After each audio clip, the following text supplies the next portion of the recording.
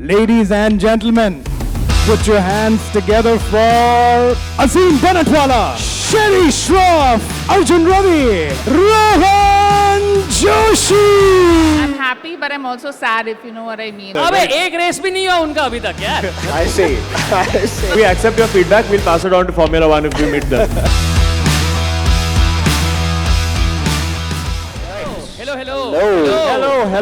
Hello. Hi.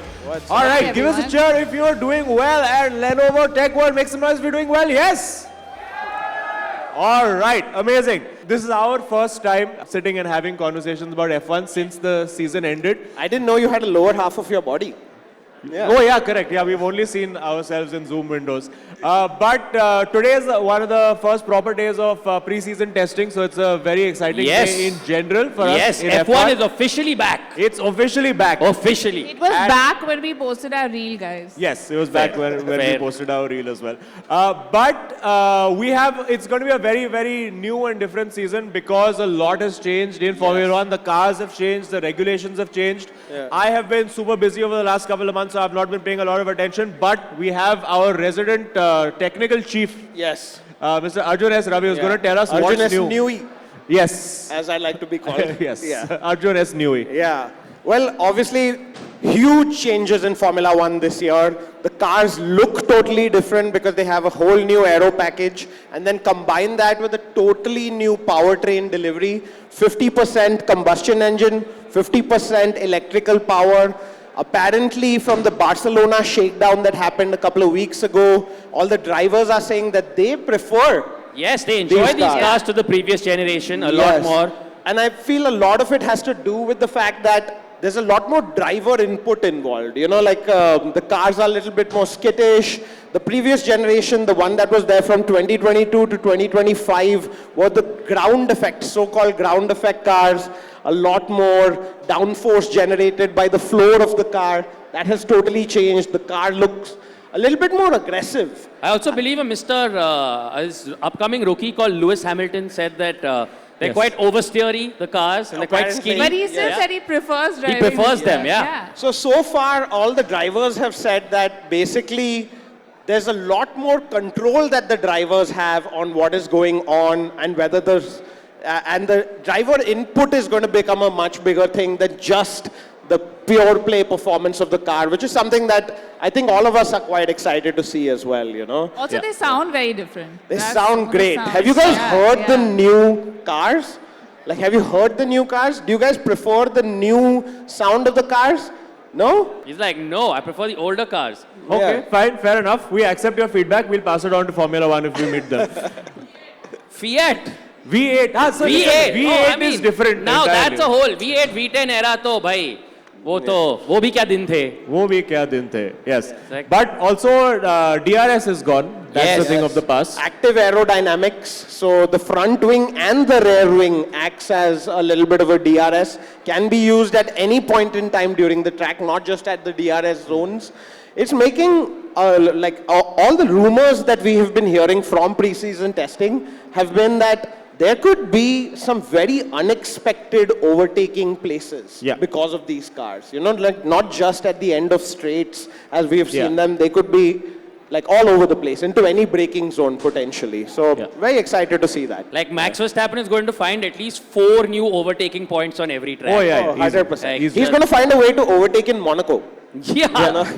He's going to find but it'll make Monaco more interesting for sure. Hopefully. If we have one midfield overtake in Monaco, that's already it's a win already. It's a win. Yeah. But new cars have been revealed. Well, do we have any favorite liveries? What's the best looking car you all have seen so far? Cadillac. Okay, clearly Cadillac has paid 7 people to come and attend this. Red Bull, I'm with him. I really like the new blue of the Red Bull. I really like the new blue. Red Bull is nice. It's popping, it's beautiful. Yeah, it's a throwback to the early 2010s Red Bulls. Yes. Sherry, let me guess. I like... You like who? Wait, Alpine. let me guess. Is it red? I'll surprise you. Is it red and driven by Lewis Hamilton? Of course, I love the Ferraris, but I also like the Audi livery. I think it's Audi was my favorite as well. It looks pretty good. Yeah. Audi New teams this year, new drivers as well. Some new drivers, some old drivers coming back. Yes, we have old rookies and new rookies. New rookies and old Dude, Bottas and Perez alone have like between them how many years of racing? Like, I also want to see the social media game of that. It's Yeah. going to be unreal. It could be totally unhinged. In fact, the Bottas-Perez podcast is something I'm down for. You know, Oh, at least one 100%. episode. Yeah. What has Perez podcast? Yeah. I don't think anybody has ever asked for Ever that. asked for that. But one Arjun episode Ravi, mein first dekhega. person to request this ever in history. Yeah. Did you see the new Aston Martin though?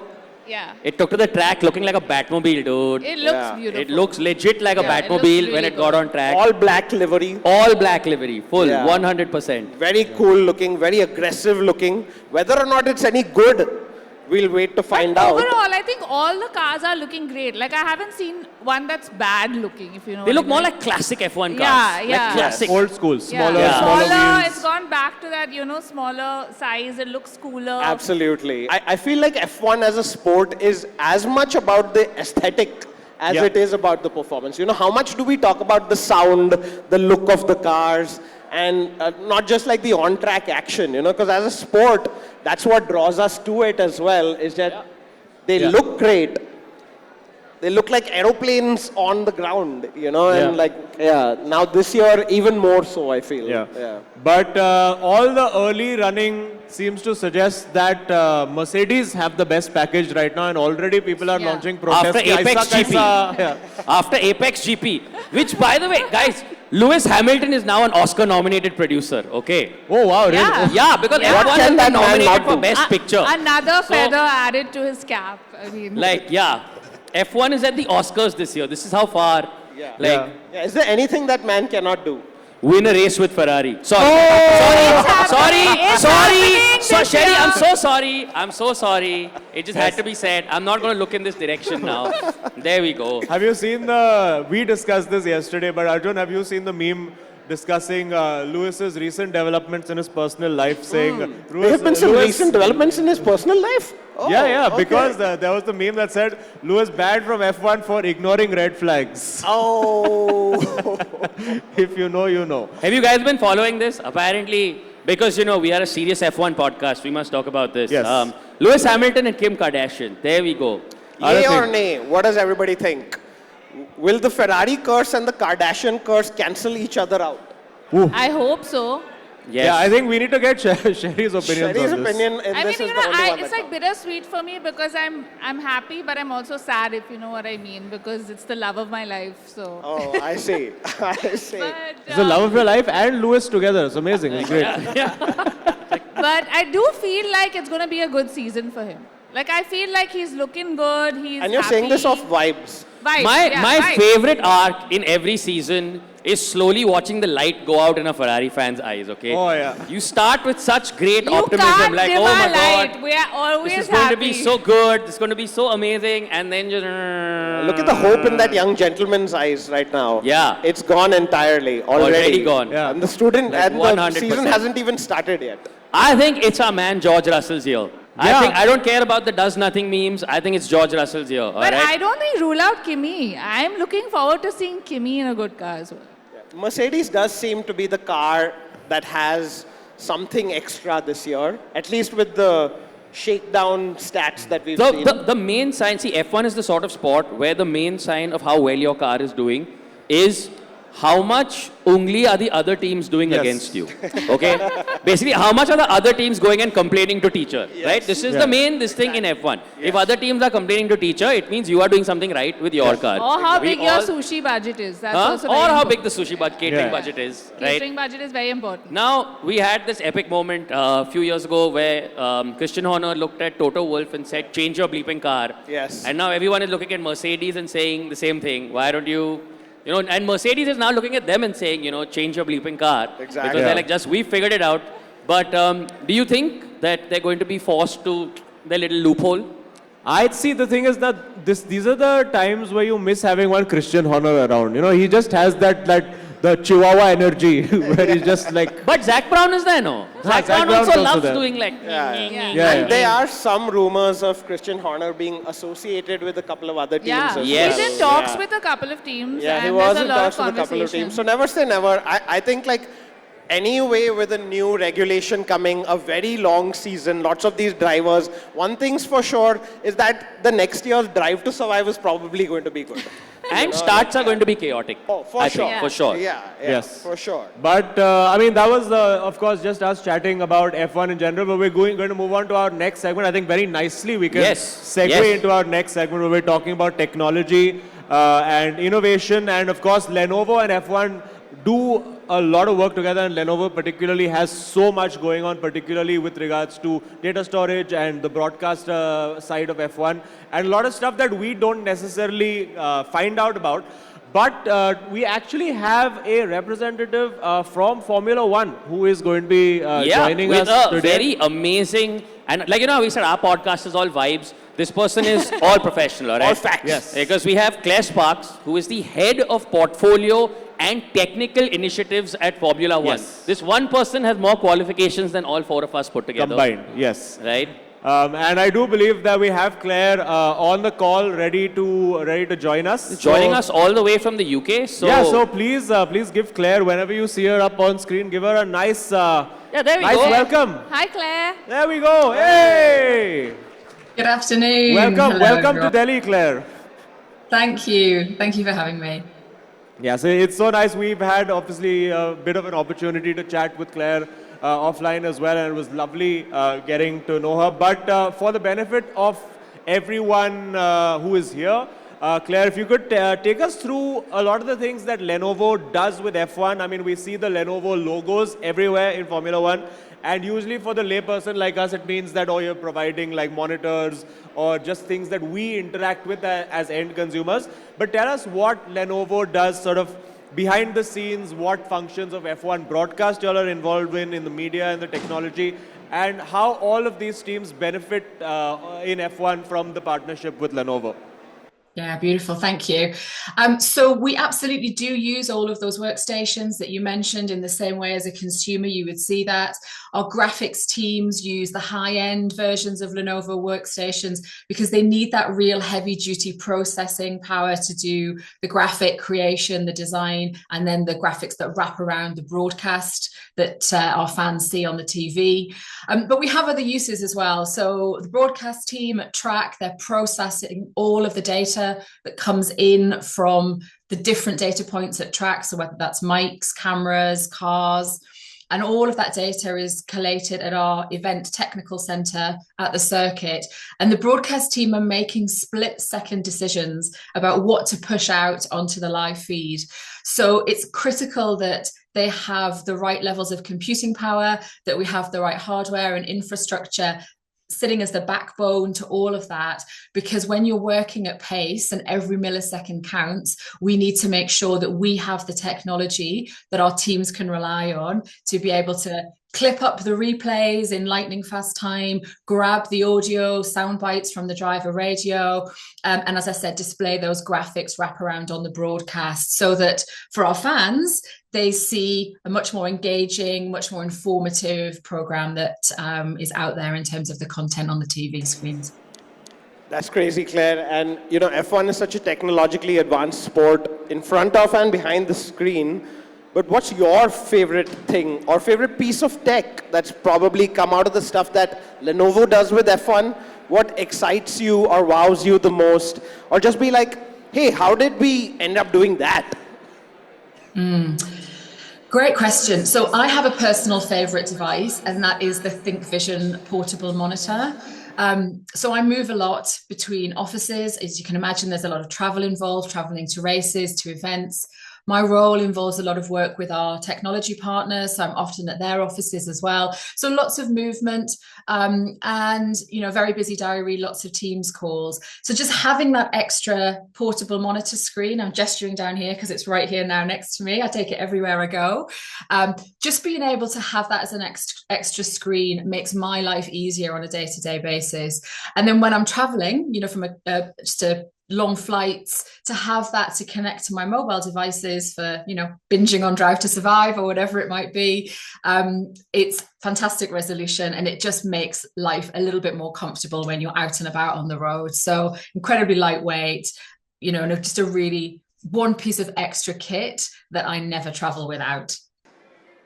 All right, so I'm just going to reel off some crazy stats here, okay? So we're told about 470 items of equipment are deployed around the circuit. So cameras, timing system sensors, onboard receive sites, marshal lights, 28 Ultra HD track cameras, 4 to 6 special unmanned cameras mounted on bridges, curbs, on bollards. In addition, gyro-stabilized helicam, 1 cable camera, 5 RF cameras in the pit lane, 3 pit wall cameras, 2 roaming cameras, and 2 podium cameras. So I guess our question here is, how stressed is your IT guy on the ground? Like how much, but also, seriously, what goes into setting this all up and moving it from place to place? How stressful is it? And are there any absurd stories that you have around setting up all of this equipment? Yeah, that's a lot of kit, isn't it? You can take a breath now, Rohan. That was a lot of kit to get out in that one list. Teamwork for us is key. So with all of that kit, and we have all of our technical experts who are split between our races. So we have about 1/3 of the team who are at the races, and then 2/3 of our team who are back at our UK Media and Technology Centre. And teamwork is so important to bringing all of that kit to life, bringing it all together and making it all work cohesively. So you can imagine our races are run with military precision. We have our experts on the ground and they are on constant radio link up to our technical teams back in the UK. All of that data, as you can imagine, creates a huge, all of those pieces of kit, creates a huge amount of data. And all of that data is fed back to our Event Technical Centre, the ETC, which is the heartbeat of our technical operations at each circuit. And that's a temporary structure. We move that from circuit to circuit as we travel around the world. And at the ETC, all of the data points that we get from that equipment around the track is processed on Lenovo hardware. So we have within the ETC the high performance server solutions that we are completely reliant on to make sure that we can process the data quickly, that we can process the live video feeds, and we can push them back to the UK and it heads off out to our global broadcast partners around the world. So I think a key thing to mention for us is that all of that hardware, especially the Lenovo server solutions that we have, they're not sitting in, the temperature controlled stillness of a permanent data center. This kit is moved around from race to race, 24 races across 21 countries around the world. So it gets shaken as it's being forklifted on and off trucks. It gets cooked as it sits on airport tarmacs. It gets cooled, or sometimes it can be in damp conditions where we're racing in countries that are perhaps more wet or humid. Belgium comes to mind in the UK. And then when the kit arrives at the next race, we have these, the racks are within purpose-built containers, which we sort of open like a suitcase and open and plug everything in and switch everything on. We need to have 100% confidence that despite the traveling conditions that we put this kit through, that it still switches on at the touch of a button, because the scale and the size and the visibility of what we're pushing out to the world, when we think about the data that I mentioned, we transfer around 650 terabytes of data every race weekend. And that's capture that comes in from our trackside equipment, as I said, the cameras, mics, the car sensors, processed at the ETC on site at each circuit, transmitted back to our technology centre in the UK, and then pushed out to our broadcast partners. We have 60 broadcast partners around the world. And all of that is running on Lenovo hardware. So robustness, durability, and ultimately for us, reliability is absolutely key, critical, mission critical to our fans seeing the race 24 times a year on the TV. That IT guy must be on so much acidity medication. It's just amazing. So Claire, we have a lot of tech enthusiasts in the crowd here today, obviously, and I feel like a lot of them would probably want to work in F1 someday.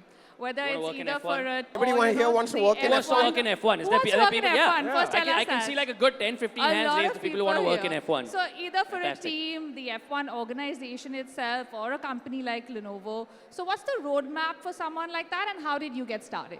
Listen up if you want. Yeah, great question. Thanks, Sherry. So My route in was through business and commerce. So I work within the IT division at Formula One. My role involves looking after the innovation work that we do with our technology partners, of which Lenovo are one of them. But I didn't start out in IT. I started out in business. My undergrad degree is in business studies. I specialized in marketing management, but I've never ever worked in marketing. So fresh out of uni, I worked in recruitment. And then for that same company, it was a global recruitment company, I moved into their IT division. And my secret sauce was that I could bridge the gap between the technical teams and the business teams and provide that translation between the two when it came to developing, designing, implementing technology solutions. So that was my route into IT. Working through different roles, different types of organization, client side, consulting, and did some consulting work for Formula One, and then moved into a role directly working for Formula One. But, as an organization, we are quite typical of lots of organizations. So we have the more, obvious Formula One skills and functions in terms of engineering, science, computing, that you would expect within a motorsport industry. But we also have the more business and commerce-based roles. So we have our commercial partnerships team, we have a strategy team, we have our race promotion team, very much around events, planning, managing our race promoters. So there's a lot of different skills, as well as the standard corporate functions, legal, HR, finance. So there are lots of different ways and different roles to come into the Formula One business. But I think in terms of a route, working in a sports organization gives a great foundation. Working within motorsport, so in the F1 ecosystem, working for one of the racing teams who are based obviously in different locations around the world. There are lots of different routes in, but I think if that's a target for a person to come and work in Formula One, I would explore all of the possibilities, because there are lots of different functions and lots of different roles that you could bring your skill set to and to be part of our business. Thanks. That's I awesome. like that it's not all the conventional roles. I was like, oh, okay, maybe I can apply. I'm just as a glad to know it social doesn't media have to be intern. engineering. Exactly. I'm just glad to know that. Yeah. Does having an F1 podcast qualify? Will we get anything at all? Potentially, who knows? Yes, maybe. We'll email you about that separately, Claire. But of course, Claire and your team, you spend a lot of time away from home during the F1 season, particularly with setting up things like the ETC. Is there ever any downtime for you during a race weekend, and what's the life like spending so much time away from home? Yeah, I think as the Formula One, as the rights holder for the championship, we are slightly different to the racing teams in that, as I said, our teams are split between what's happening at track and our events, our technology centre back in the UK. And as I said, that's about a 1/3, 2/3 split. That's slightly different than it used to be. So pre-COVID, the whole of the team would be trackside, but we moved to a remote operating model during COVID because we had to. And we were one of the first, I think the first live sport to be back up and running during the COVID period. So the remote broadcast operations, which was originally, I think, a 3 to 5 year timeline for moving over to that, happened in 10 weeks. So an incredible turnaround time for that. But what that meant was for our teams is that they didn't all have to travel to every race. And so now we operate a bit more of a rota system. We have two or three people who have a certain skill set, and they're on a rota and they move around the world. So sometimes they might fly, dependent on the region and the geography, they might do back-to-back races. But generally speaking, we would have different teams working on site and then the other team would be working remotely at the races. That's obviously slightly different to the racing teams where they are at, every single race because that's part of their role and that's what needs to happen. So our role as the rights holder, the broadcaster, is slightly different in that. Okay. That's a lot about all the hard work involved in putting together an operation like this. But F1 is such a glamorous sport, Claire, and at every race, we see a whole bunch of really famous people, a lot of celebrities, sports people, actors, personalities, comedians, you name it. When has Claire been the most starstruck at an F1 race? Like, who have you seen in the paddock and been like, oh my God, this person is here? Yeah.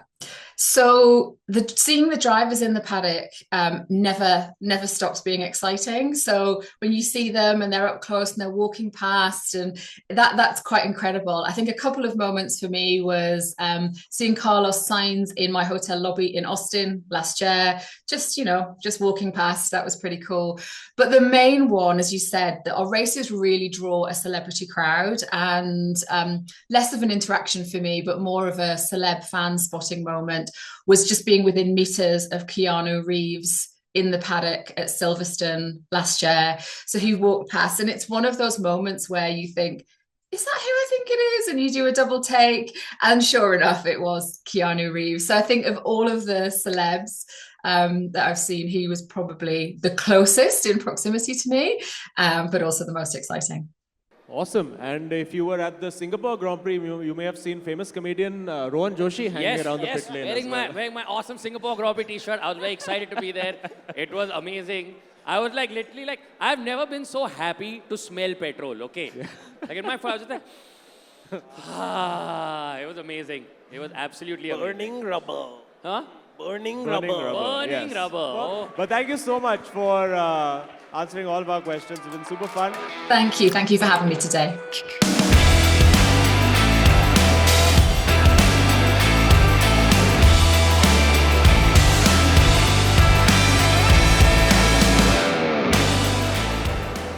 Thank you to Lenovo for having us here. Thank you. And if you have not watched the Sidepod, like, share, subscribe.